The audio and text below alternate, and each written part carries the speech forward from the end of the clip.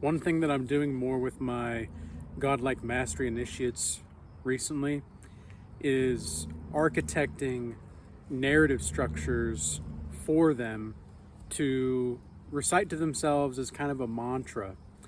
And the idea is to recognize that it's not the narrative structure that we create, it's that the narrative structure creates us.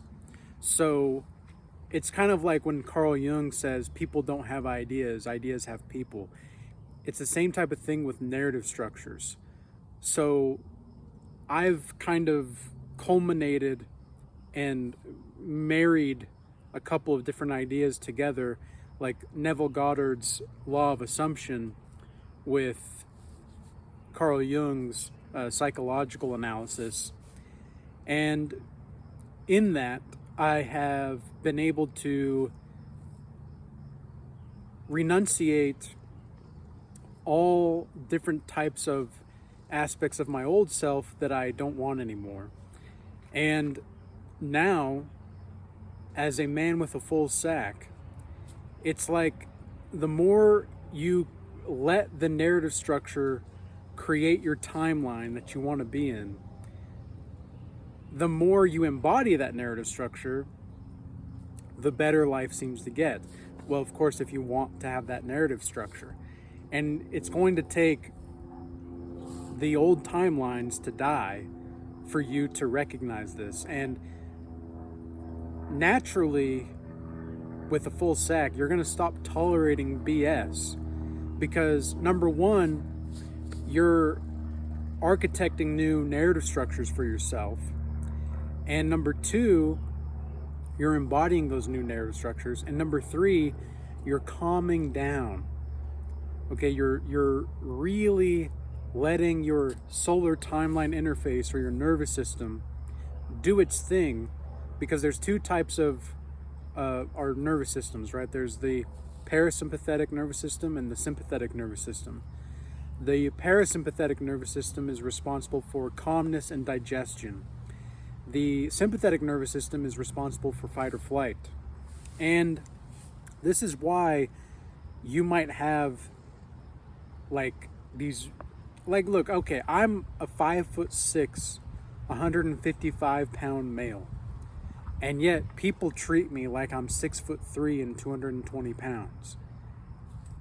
Well, why is that? Well, it's because of the way that I carry myself, and because I'm calm in the way that I move through the world, on average more so than the next person. I'm not saying I'm the calmest person in the world, but on average, I am way more calm than the average person. And when you want something in life, the best way to be is to calm down.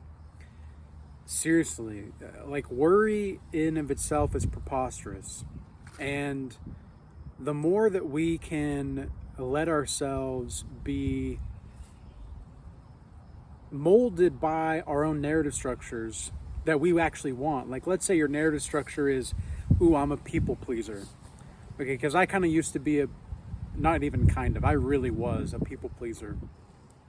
And it took me a long time to heal that part of myself, because when you're raised around narcissistic people, you learn that if you set healthy boundaries for yourself, it's dangerous.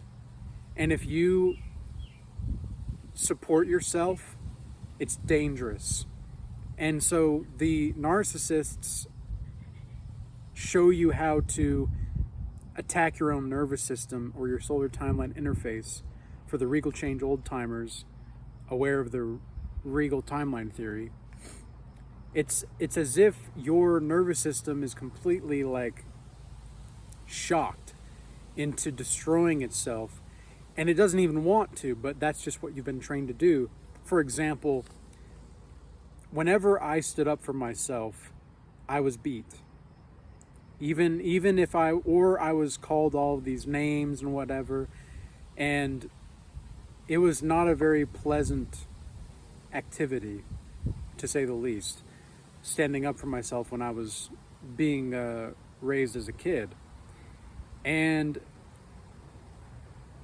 I genuinely can only think of one time where my mother like wanted to actually like play with me, like, and when I say play, I mean like play a game, or like play, like we would play blackjack, or we would play poker like once every other month or so, every so often. But it was all, you know, greed. It wasn't really for fun. It was like like I could tell that my parents, because they were kind of gamblers, not like a heavy gambler, they weren't like heavy gambling, but they liked to gamble, right? Like they would go to Wendover in Nevada, or they would go to Vegas, you know, pretty frequently, and then leave us at the grandparents' house while they went off and did their thing sometimes. And you know, you learn a lot from those kinds of interactions, because I could tell they got off on like stealing from their kids. Like they got off on it. And I'm not trying to, you know, put dirt on their name or anything like that. I'm just saying that that's what happened. And I love my parents. I genuinely have forgiven them. I'm just saying that this is what it is. Because you can really tell a lot about your own spiritual progress by how you act around your family members. And because if you don't be around your family members for a while, or you know, you're too spiritual with a full sack to be around these unholy people per se, you know, that's a narrative structure that's a trap in of itself. But there is a difference between recognizing that, like, if you do say something and, you know, you're not going to tolerate this BS, and if you have to shrink yourself to be around these people, it's probably not a good thing. Because what is it going to solve? Like, if you have to shrink yourself around these people, anybody really, and you just have to keep the peace, you know, for no real reason. Even if you have to lie to yourself, if you have to lie to yourself to keep the peace, that's not peace. If you have to lie to yourself to, you know, make sure that somebody else is happy, that's not real happiness. It's not true happiness, rather. So what I would say then is, if you're going to go to this place and speaking the truth as you see it, not in like a harsh way, but just like if you have to betray who you are for the sake of being around these people, they're not your people. They're just not. So stop tolerating the BS and start living in accordance to the truth, to the best of your ability.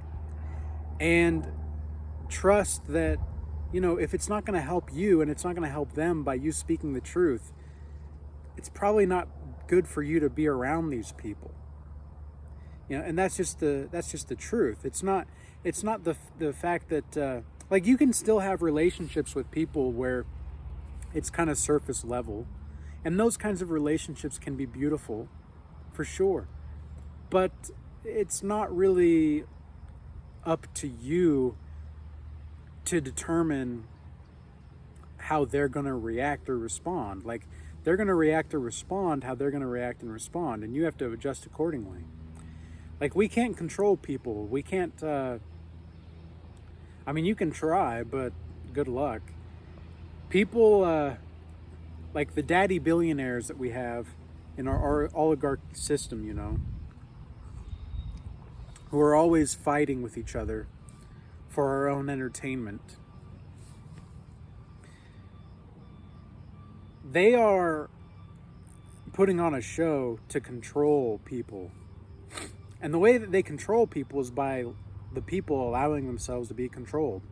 If the people recognize their own sovereignty and that they could be on a sovereign timeline, they could be on high value timelines that are low cost, okay, rather than high cost timelines that are low value, which is basically what slaves are on. You're no longer a slave when you have a full sack. You're not. And you don't need to be on this practice forever to recognize that. It might take you 30 days, it might take you 60 days, it might take you a year, it might take you 2 years, it might only take you a week, who knows? Maybe you don't even need to do it.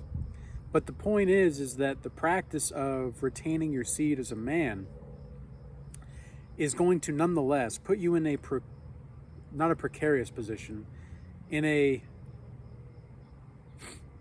auspicious position in which you have the keys to your own domain. In the Bible, it says that we are to have, dominion over the earth. And although I'm not religious and I'm not technically a follower of Christ anymore anyway, I used to be. And a lot of the people that I'm not gonna force anybody, okay? I'm not gonna force you to stay, I'm not gonna force you to go. If this resonates with you, it resonates with you. Otherwise, be on your merry way. We're a community of full Sackians who want to live life in its true form. We don't care what the truth is. We just want the truth. And if you're going to come in with your morally righteous, attitude, here's the thing. And I might talk about this more on my Regal Shaman channel, but here's the thing about morally righteous people. They truly are insufferable. And I know this because I was insufferable to myself at one point when I thought I was being morally righteous. It's like, if you're trying to discover or seek God through moral means, you're never going to find the soul of existence, God, whatever you want to call it, Allah, Krishna, whatever. You're never going to find God if you're coming at it through moral lenses. You get your morals from discovering the soul of existence inside you. Why do you think it is the case that all of the great, prophets or whoever, they, generally speaking, didn't write anything down? Think about Socrates too. Socrates was the OG full sack retard because he knew nothing. He knew absolutely nothing. And it was him recognizing the divinity inside of him and recognizing that he could not put a definition on that, because to define the divinity, to define the infinity and the divinity inside of himself would be catastrophic to his spiritual practice, to his soulful practice. And so the main point that I want to ensure that we get across here is, are your narrative structures creating you, or are you creating your narrative structures? And if you think that you're creating the narrative structures, then good luck. That's really all that I have to say is good luck. And this is one of the reasons why it is so pertinent to our own spiritual practice to be open to be wrong. I can tell the difference between somebody genuinely in good faith trying to guide me, or trying to show me a new perspective, and the difference between somebody just trying to be morally right, or they're just trying to be right in general. I can tell the difference. And people who are insisting upon their own narrative structures and that you abide by their narrative, These people are not truly with the soul of existence. They're not. They are... Wow, it's getting kind of windy all of a sudden. I trust that you guys can still hear me all right. I suppose it could be a vibe, you know. But the thing is when we get so caught up in our own narrative structures and we insist on others to be forced into that narrative, you rob them of their own experience of life. And that's exactly what the daddy billionaire Saturnists and reptilians are doing. It's exactly what all of these, cultural engineers are doing. And with a full sack, we can stop tolerating this BS. I'm not saying we can't do it without a full sack, but it does make it a lot easier with a full sack to stop tolerating the BS. And that's just the way that it is. So you can, of course, choose what you want to do and live how you want to live. But me, myself, I didn't really choose the full Sackian life. The full Sackian life chose me. And now here I am in a regal narrative structure, moving into timelessness, ever so more each day. Because I still am in a form. As far as I know, this is a form. I don't think the physical world really exists anymore. At least not in the way that we think it does. And, the semantics are going to be really important. But, everything that we see in the physical world is a manifestation of spirit. And it's the same type of thing with our relationships.